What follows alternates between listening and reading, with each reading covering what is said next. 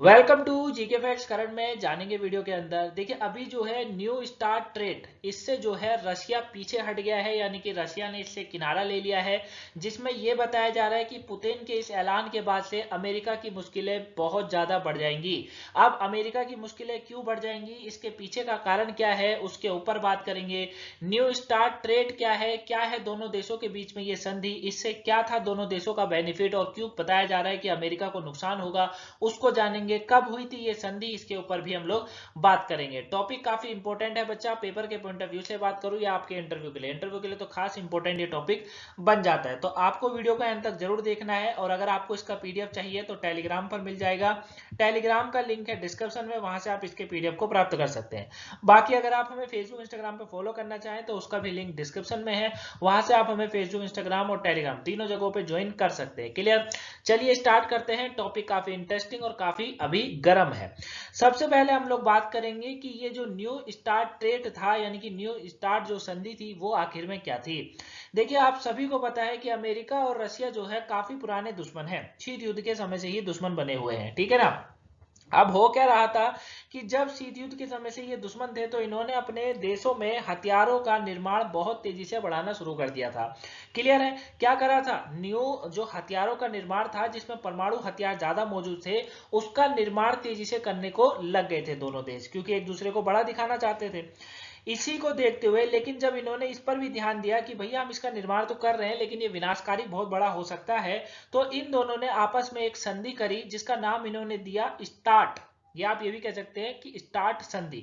Start का मतलब जो अर्थ था वो यही था कि नई स्मारक शस्त्र न्यूनीकरण संधि, इसको हिंदी का अर्थ है नई स्मारक शस्त्र न्यूनीकरण संधि, यानी कि स्ट्रेटेजिक आर्म्स रिड्यूक्शन ट्रेड। ठीक है, ये इसकी पूरी फुल फॉर्म बनती है। इस संधि के तहत दोनों देशों के बीच में यह समझौता हुआ था कि 1550 से ज्यादा, यानी कि 1550 से ज्यादा ये परमाणु हथियारों का निर्माण नहीं करेंगे।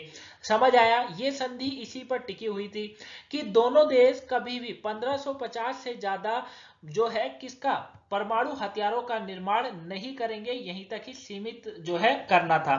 इसी को नाम दिया इन्होंने न्यू स्टार्ट संधि का नाम दिया था। अब आते हैं कि आखिर में इससे पुतिन साहब क्यों पीछे हट गए। पुतिन साहब ने पश्चिमी देशों को परमाणु युद्ध की चेतावनी देते हुए कहा है कि वह ऐतिहासिक न्यू स्टार्ट संधि का निलंबित कर रहे हैं। ठीक है, क्योंकि जब ये इसको निलंबित कर देंगे तो फिर ये जितना मर्जी चाहे उतने ज्यादा परमाणु हथियारों का निर्माण कर सकते हैं। तो इन्होंने कहा कि रूस नए स्ट्रेटेजिक सिस्टम को युद्ध के लिए तैनात कर रहा है। पुतिन कहते हैं कि यह भी चेतावनी दे दी इन्होंने कि रूस परमाणु परीक्षण फिर से शुरू कर सकता है। उन्होंने कहा है कि रूस अपने युद्ध के लक्ष्यों को प्राप्त करेगा। पुतिन ने पश्चिमी देशों पर रूस को नष्ट करने की कोशिश का आरोप लगाया है, इसीलिए ये जो है थोड़े से अभी भड़के हुए भी हैं। ठीक है ना, ये क्या है, थोड़े से अभी भड़के हुए भी हैं और इन्हीं भड़कने के कारण इन्होंने जो स्टार्ट नीति थी, न्यू स्टार्ट संधि थी, उसको निलंबित कर दिया और कह दिया कि हम दोबारा से परीक्षण स्टार्ट करेंगे परमाणु हथियारों का। क्लियर है? तो पश्चिमी देशों पर रूस जो पश्चिमी देश है जो चाहते हैं कि रूस नष्ट हो जाए, इसकी ये जो कोशिश का जो आरोप इन्होंने लगाया है, इसी को देखते हुए इन्होंने ये कदम भी उठाया। पुतिन ने अपने भाषण के दौरान दावा किया कि रूस के युद्ध के मैदान में हारना असंभव है, यानी कि रूस कभी भी युद्ध के मैदान में नहीं हारेगा। अमेरिका को चेतावनी देते हुए पुतिन ने कहा है कि वादा वैश्विक स्तर पर युद्ध को भड़का रहा है। मतलब इन्होंने कहा है कि अमेरिका जो है एक पीठ पीछे दिखाने वाला कार्य कर रहा है, क्योंकि अमेरिका करता ही है, ये निभाता तो दोस्ती का हाथ है लेकिन पीठ के पीछे छुरी भोंकने वाला कार्य करता है हमेशा, है ना। तो पुतिन साहब हमेशा चिड़े हुए रहते हैं इनसे। तो पुतिन साहब ने साफ कहा है कि भैया जो अमेरिका है वो कहीं ना कहीं वैश्विक स्तर पर युद्ध को भड़का रहा है। ऐसे में रूस जो है वो न्यू स्टार्ट संधि पर भागीदारी को निलंबित कर रहा है, यानी कि रूस 1550 तक ही परमाणु हथियारों का निर्माण नहीं करेगा, बल्कि अपने देश में एक बार फिर से परमाणु परीक्षण को शुरू कर रहा है। ये इन्होंने इसमें कह दिया। ठीक है, ये हुआ क्लियर। क्यों कहा? क्योंकि इनका मानना है कि जो पश्चिमी देश जो रूस को खत्म करना चाहते हैं इनको भी तो अपने देश बचाना है ना, तो उसी लिए। अब ये जो संधि थी वो 5 फरवरी 2011 को लागू हुई थी, जो कि न्यू स्टार्ट संधि थी। न्यू स्टार्ट संधि याद रखिएगा 5 फरवरी 2011 को लागू हुई थी। इसकी अवधि 10 साल यानी वर्ष 2021 तक की थी। अब इसको आगे बढ़ाना था नहीं बढ़ाना था वो था दोनों देशों के हाथ में, लेकिन रशिया इससे पीछे हट गया क्योंकि 10 साल की संधि थी वो खत्म हो चुकी है। 5 साल और बढ़ाकर वर्ष 2026 तक कर दिया गया था, लेकिन तब दोनों देशों की संधि के तहत अपने परमाणु हथियारों को सीमित संख्या तक लाने के लिए 7 साल का मौका दिया गया था। इसमें कहा गया था कि जब तक संधि लागू रहती है दोनों देश अपने परमाणु हथियारों के जखीरे को सीमित रखेंगे। जखीरा मतलब कह सकते हैं ग्रुप, मतलब इकट्ठा, ठीक है ना, बढ़ाएंगे नहीं। जो सीमित है जो सीमित है। अमेरिका और रूस दोनों ही 5 फरवरी 2018 तक नई स्टार्ट संधि की सीमाओं को पूरा कर लिया था, जब से दोनों देश उसे नीचे बने हुए हैं। मतलब 1550 था ना, मैंने आपको कितना बताया, 1550 बताया, उससे नीचे ही इनका टारगेट चल रहा था दोनों देशों का। लेकिन अभी संधि को बढ़ाना छोड़कर पुतिन साहब ने संधि ही खत्म कर दी और कहा है भैया जिसको जो करना है करो, मैं अपने देश में परमाणु हथियारों का परीक्षण दोबारा से शुरू करूंगा और जितना मर्जी चाहे उतना मर्जी यहां पर बनाऊंगा। ठीक है, ये पुतिन साहब की तरफ से कह दिया गया है।